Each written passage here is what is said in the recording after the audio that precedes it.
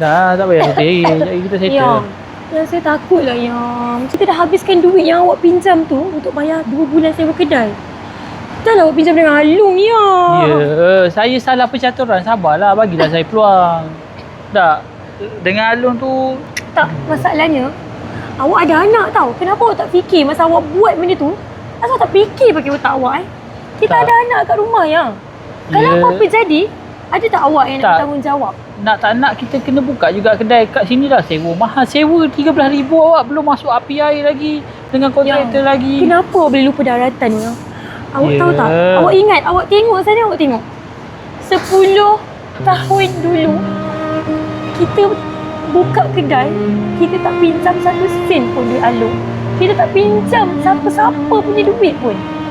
Kita buat sendiri. Bila saya tengok budak-budak tu mengecat yang, saya teringat saya yang mengecat berdiri dekat atas tembok tu, saya yang cat yang. Tapi kenapa hari ni awak pergi pinjam tanpa pengetahuan saya? Tak. Awak nak gadakan saya dengan anak-anak awak? Dah, Abang Alung tu awak tak payah pening kepala. Sebab Alung tu... Aduh. Yang Alung tu awak tak payah kisahlah, saya settle. Awak tak payah pening kepala, awak... Dah lah yang. Dah relax, sabar. Awak tak fikir pun.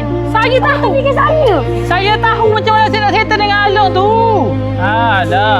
Perempuan ni serabut lah pening kepala. Benda simple dengan Alung je pun. Alung tu tak kisah pun bagi duit kat saya. Tu awak yang cakap. Ya Allah. Apa yang takut saya dengan Alung ni? Awak ni kan. Ya Allah, perempuan ni memang leceh lah perempuan ni. Dah, tak payah fikir. Kita settlekan juga. Bulan depan kita buka kedai ni. Awak tak payah fikir. Kita dah tak ada duit nak makan ya. Tak, nanti saya settle lah dengan Alung tu. Dah, tak payah pening-pening kepala. Sudah. Dengan Alung tu saya settle. Aduh lah.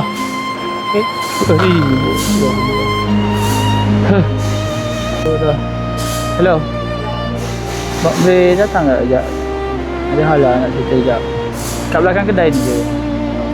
Sayang datang. Saya dah call lah. Dia ada kat sini je. Oh, siapa? Alung lah.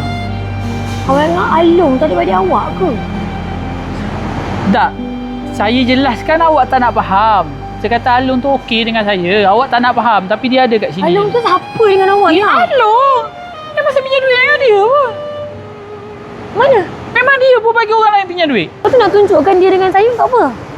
Untuk kita tambah lagi duit untuk dia. Untuk kita tambah lagi hutang. Bebanan hutang. Perempuan ni kalau saya jelaskan memang tak reti faham. Nanti awak tengoklah depan mata. Sebab sakit hati tu, yang pening kepala, yang jaga dan fikirkan keluarga tu saya. Mesti.